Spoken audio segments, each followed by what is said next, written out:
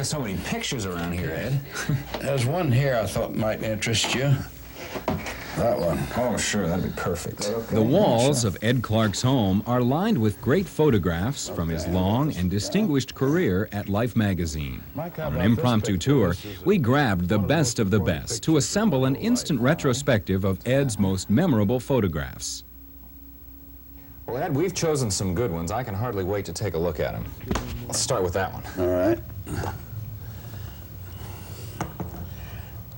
This, as you know, is Marilyn Monroe before she became famous.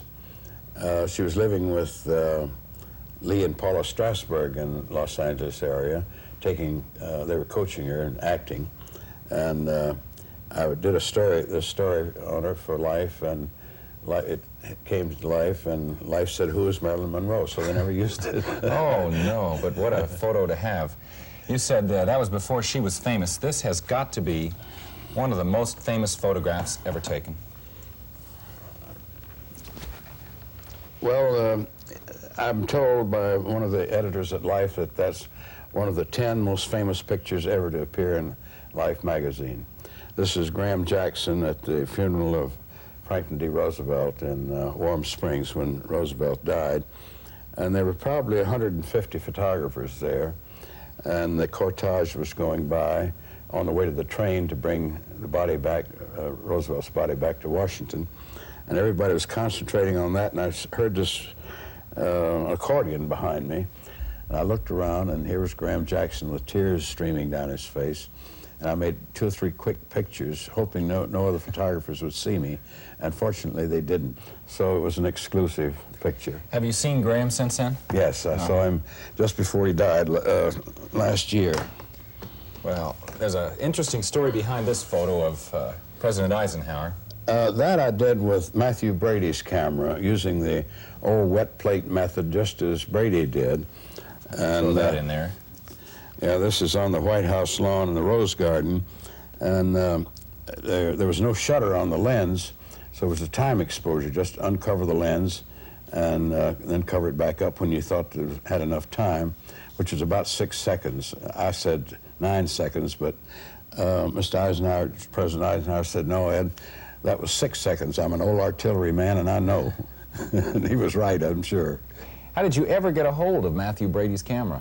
Well, in doing the research for the story, I found that there were several of those cameras at the Smithsonian here in Washington, but they wouldn't let me have one. I guess not. So I found out also there was one at the Eastman House in Rochester, New York, that great museum, and they were kind enough to loan me that one. Was it difficult to use? How did you use that Brady camera? Well, I did it exactly, as nearly as possible, the way Brady did. I learned to coat the emulsion. Eastman Kodak taught me how to do it, so I developed the film right there on the Rose Garden lawn. What did President Eisenhower think of that shot? Oh, he was crazy about it. I bet he was. I'll bet he was. As you can see, he autographed that one for me. Yeah. Let's do a little traveling here. Tell us about that one. This is the 37th anniversary of the revolution in Moscow, 1955. And I was fortunate enough to be one of the first people in there from the West in 30 years, a photographer particularly. And I was presented with a couple of tickets to watch the parade from the Kremlin Wall. And when I appeared at the first checkpoint with cameras all over me, they said no cameras are allowed. And my interpreter couldn't get me through the lines. So she said, "What are you going to do?" And I said, "I'm going back to my hotel room and sulk all day." My hotel room overlooked Red Square, so I was able to photograph all the parade all day long through 2 window panes, which shows a reflection there of one of them. Boy, you were really risking arrest, weren't you? I was, and I've had nightmares about it ever since. I can imagine.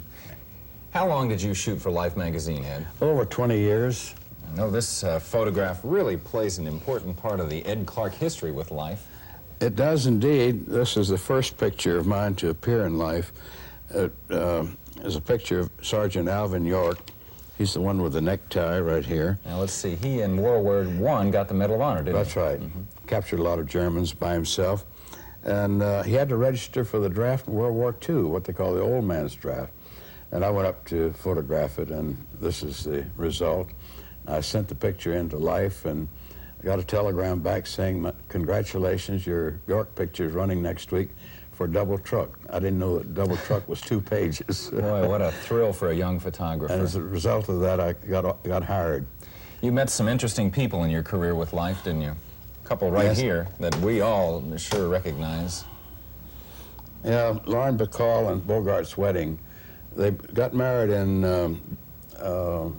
at Louis Bromfield's farm out in Ohio. And I was working in Hollywood at the time, and they sent me out to cover the wedding, and there must have been 50 photographers there. And we were all outside, and Bogart came to the door and said, "Come here, Ed," and he let me in. Why? Did he like you? Well, he said that I was, this is embarrassing, he said I was the only gentleman photographer he knew. Well, you got some good shot out of that. And another man and woman, although of a little bit different age. That's Jack Kennedy and Caroline, Senator Kennedy he was at that time. And there was some talk at that time that he might possibly run for presidency. So Life assigned me to follow him around for 2 or 3 weeks and to show what he was like and what he was doing. And one day we went to his house on N Street, and I said, "I want a picture of you and Caroline." And Jackie said, "No, she's asleep. Don't." Well, Jack says, "Come on upstairs." We go right up to the 3rd floor, and she raised her head for 1 second. I got that picture, and that was it. Was Jackie mad that you woke the baby up? No, she wrote, I have the letter she wrote to me afterwards. She said, "Please send me 75 prints that everybody in the family and friends want a copy of it," which I did. More with Ed Clark in a minute.